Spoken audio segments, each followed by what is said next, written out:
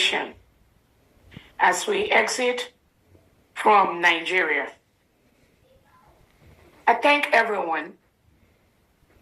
I want to use this opportunity to recognize and thank our Prime Minister, His Excellency Simon Ekpa, who is still being questioned by Finland, questioned about his role in what we are doing now, his role as our leader, his role to stop the killings of the Nigeria state, his role of stopping and working to stop the reintegrated terrorists hired by the Nigerian state to continue to kill indigenous Nigerians, Christians, and innocent Biafrans. That is the role our Prime Minister has played. And that is why Finland is questioning him today. Nothing more, nothing less. His role to bring about the full declaration of the independent state of Biafra, which we did in Finland. Today marks the 4-month anniversary of the United States of Biafra, which was declared in Finland on November 29th, 2024. All thanks to our Prime Minister, His Excellency Simon Ekpa.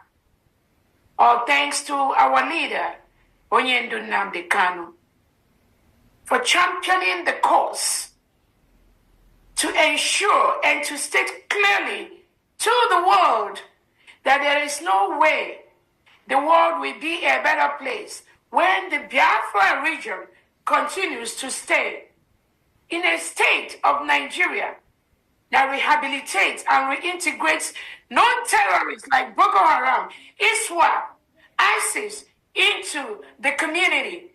Give them AK-47 to chase away the communities, the indigenous communities that are all scattered in different IDP camps in Nigeria today. And now they are coming over to the Biafra territory. And we said, no, we are not going to allow that.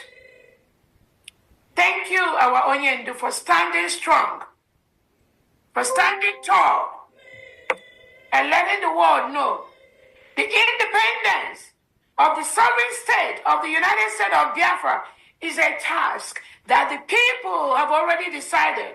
Nobody can stop that. It is our right. The right to self-determination is granted. The right to self-defense is granted by the United Nations, by America, by Finland, by all the international human rights organizations. When they put their signatures as a country, as an organization, to maintain the integrity, the right to self-defense, the right to self-determination of other countries, they append their signatures to these documents. That is exactly what we are doing. Everyone here. And 50 million Biafrans that have voted through a self-referendum to exit the enclave called Nigeria. We have done that. 50 million Biafrans voted to exit Nigeria through our self-referendum conducted both online and physically in our homeland, in Biafra land. We have collectively voted to exit Nigeria. That was why we met in Finland between November 29th and December the 2nd. Over 1,500 Biafrans from all over the world, we gathered in Finland to declare our independence from the Nigerian state. As I speak today, the United States of Biafra is a sovereign and independent state. Just as Mark Rubin has said, Honorable Rubin, the previous speaker we watched, has said that any Nigeria security, any Nigerian apparatus today in Biafra land is occupying a foreign state. There are no two ways about it. It is the collective wish of the people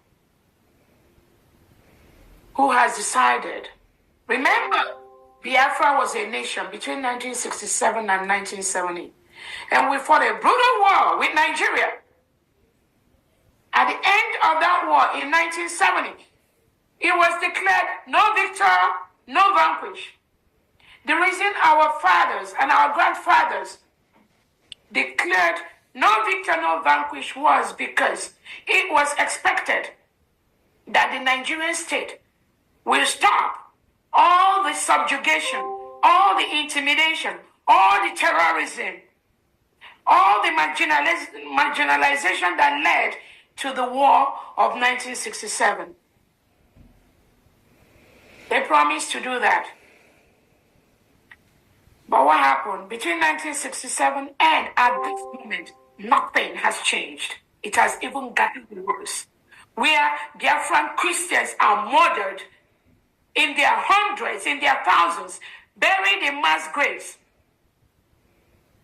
Christians of indigenous Nigerian origin are murdered in southern Kaduna, in Zamfara state, in Borno state, in Biafra land. All the evidences are there. Any international body that says they've not seen those evidences, they are not truthful to themselves and they are not truthful to their countries. We Biafrans cannot continue to live in a country that continues to suppress and subjugate and destroy the lives of our people to the extent that an average Biafran today is begging to live in the Nigerian state.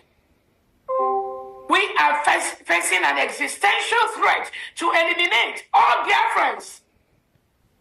Because of what? We just said, we do not want to cohabit with a country, with a president, with a defense chief, Christopher Musa, who approves the reintegration of non-terrorists into the community.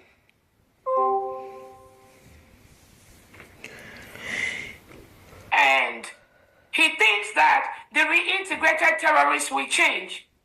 No country in the world, I'm yet to know any country in the world that reintegrates non-terrorists into their community and gives them power, gives them authority, gives them power to be in the police, in the army, in the security forces.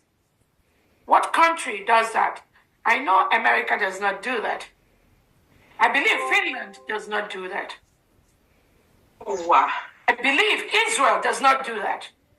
We are yet to see the country in the world that does that. That is why Nigeria is a failed state. It was predicted. It's been predicted on so many platforms.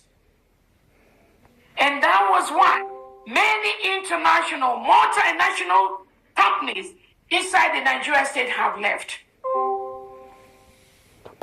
Because this failure, nobody can stop that. That is why we, as Biafrans, with our culture, with our ethnicity, with things that are peculiar to our living, peculiar to our people, we've decided to come together to make not just our lives better, but also to bring our people that are scattered all over the world, being the best in whatever profession they lay their hands on. We want to bring them together to our territory, to our land in Biafra, so that those services that we offer outside our motherland, those services we offer outside our shores, being the best doctors, the best nurse practitioners, the best lawyers, the best engineers, the best professionals, the best accountants all over the world, the best pastors, the best priests. We want to bring it to our people so that they can enjoy those services that we offer to other people.